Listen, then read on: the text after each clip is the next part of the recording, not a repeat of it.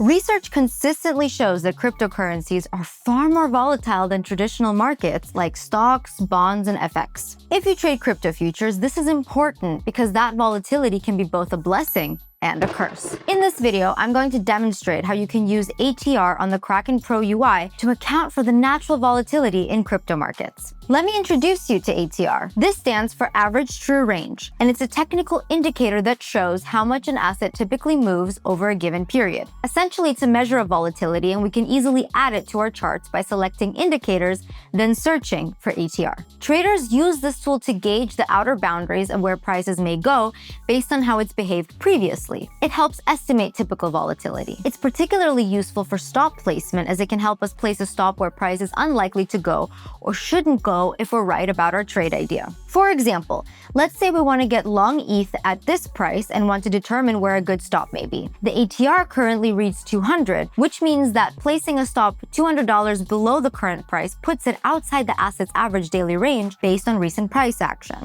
So by placing a stop that far away from the current price, we've used historical data to logically reduce the likelihood that our stop gets hit. If you're going to use the ATR this way, it's critically important that you place your stop well ahead of your liquidation price, which you can find here.